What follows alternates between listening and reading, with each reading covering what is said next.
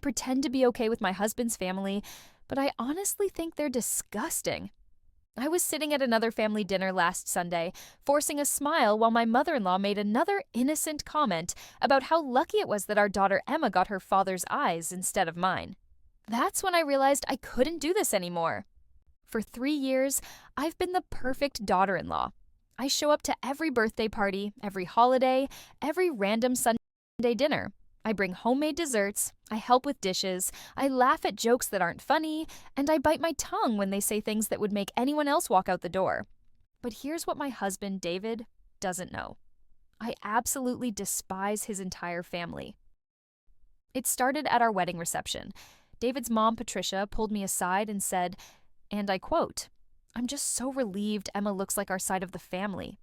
She said this while looking directly at my Korean features, as if having a child who looked like me would be some kind of tragedy.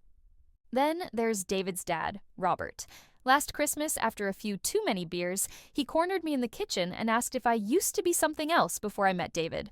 When I asked what he meant, he gestured vaguely at my face and said, like, "Were you always this?" I'm still not sure if he was asking about my ethnicity or implying something even worse.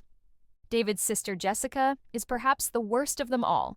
When we announced our pregnancy, she literally burst into tears. Not happy tears.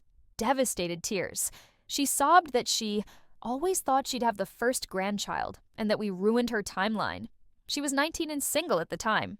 And don't get me started on Grandma Helen, who calls me exotic every single time I see her, like I'm some rare bird she found in her backyard instead of her granddaughter-in-law, who's lived in this town for 5 years. If you're enjoying this story, make sure to like this video and subscribe to our channel. We post new content every week that explores the everyday trauma we all face. Hit that notification bell so you never miss an upload. Now, back to our story. The worst part? Every single time I try to address these comments, David shuts me down. "Don't make this into something it's not, Sarah. They're just old-fashioned. Can't you just let it go for once?" So, I learned to let it go. I perfected the art of the fake smile. I became an expert at changing the subject. I turned into someone I don't even recognize, someone who accepts disrespect with grace and pretends it's all okay. But it's not okay. None of it is okay. Last month, I spent my entire Saturday cleaning Patricia's house for her book club meeting. While I was scrubbing her bathroom floor, I heard her tell her friends that I was such a hard worker and so grateful for everything David's family has done for me, as if marrying her son was some kind of charity case. That night, David thanked me for being so good to his family and told me how proud he was of how much I'd grown since we got married. Grown? I hadn't grown. I'd shrunk. I'd become smaller and smaller until I was practically invisible. I've started having dreams about packing Emma's diaper bag, loading up my car, and just driving. Not to anywhere specific, just away. Away from the forced family dinners where I'm the only one who doesn't get the inside jokes. Away from the holidays where I'm praised for bringing authentic food like I'm performing my culture for their entertainment.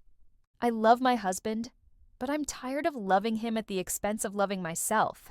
I'm tired of being grateful for the bare minimum of human decency. I'm tired of pretending that tolerating racism and disrespect is somehow noble. I don't want to be the bigger person anymore. I want to be a whole person. I want to be someone my daughter can look up to. Someone who stands up for herself and doesn't teach her child that it's okay to accept treatment like this. So, I've made a decision. Next family gathering, I'm not bringing the dessert. I'm not helping with the dishes. And I'm definitely not smiling when they make their little comments.